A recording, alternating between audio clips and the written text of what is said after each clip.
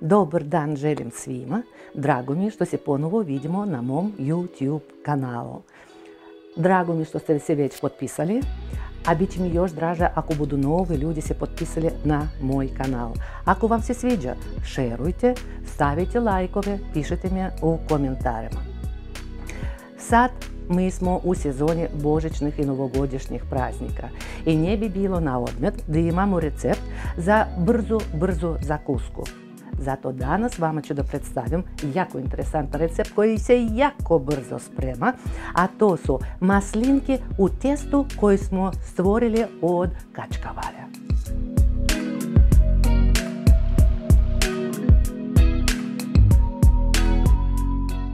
Zakuska se sprema jako brzo, zato smo uključili rernu na 190 stepeni. A od ovih sastojaka mi ćemo da umesimo naše interesantno testo. Tijesto ćemo da umesimo tako da rastopit ćemo 20 grama maslaca do tečnog stanja. Ili otprilike kad se rastopi da bude 2 supine kašike. Na 120-130 grama krupno rendanog kačkavalja ili neki bilo koje što imate pod rukom polutvrdi sir, mi dodajemo negdje 60 grama kisele pavlike ili 2 supine kašike. I mi dodajemo 70 grama brašna. Sad ćemo sve to da promiješamo i poslije uz pomoć rastopljenog maslaca zamjesit ćemo naše testo. A za sad samo da promiješamo.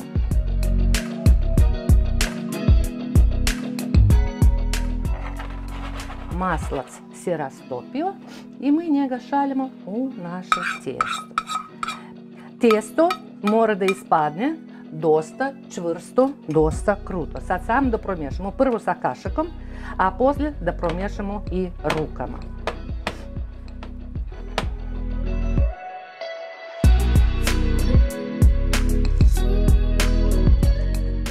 I sad da dodamo samo prstohvat možda aljeve paprike u naše testo i još jednom ćemo da promiješamo. Gotovo, naše testo je gotovo. Samo lijepo da promiješamo papriku.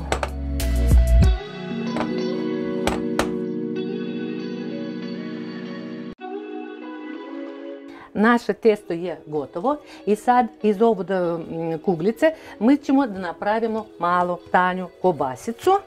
Iz ove količine testa meni ispada negdje oko 260 grama. Sad ćemo mi to da rastanjemo na tanku kobasicu.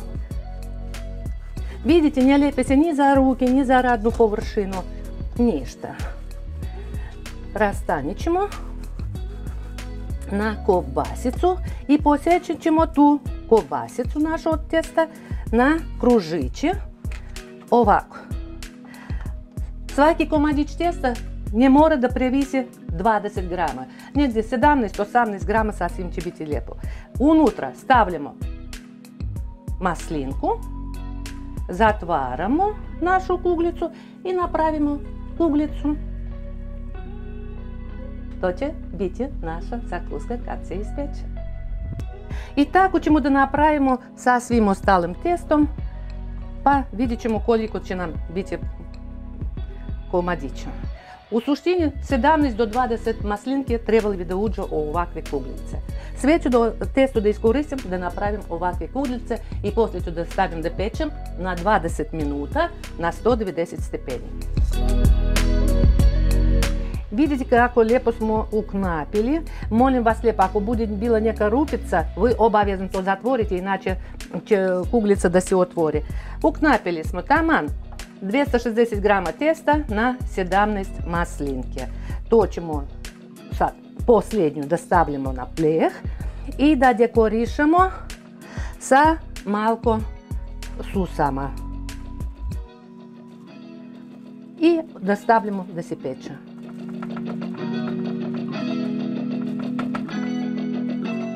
Tako. Lijepo će nam biti, lijepa, interesantna zakuska da se peče 20 minuta najmanje. Vidjet ćete. Kuglice su pripremljene, dekorisane su sa susamom i spremna su da odu na pečenje na 20 minuta najmanje na 190 stepeni. Možemo da popijemo čaju malo. Evo, prošlo je 15 do 20 minuta. Sve to zavisi od mogućnosti vaše rerne.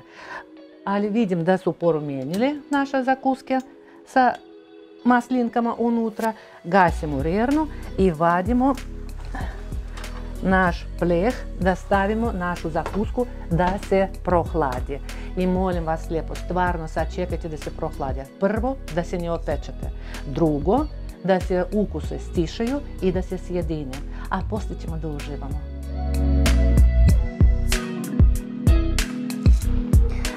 Naša zakuska se ispekla, lijepo se prohladila. Ajmo da vidimo kako je to unutra. Kako je aroma od sira, od kačkavalja. Oj, kako je to lijepo. Pogledajte kako je to lijepo. Evo, naša zakuska je spremna za posluženje. Sad ću da zovem svoje goste da sve to probaju. Drago mi je što smo se družili danas na još jednoj epizodi.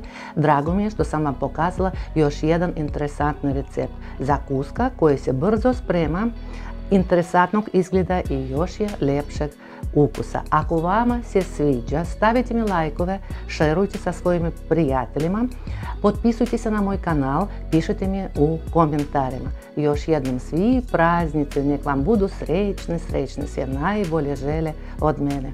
A ja moram da pozovem goste da probaju. Prijatno!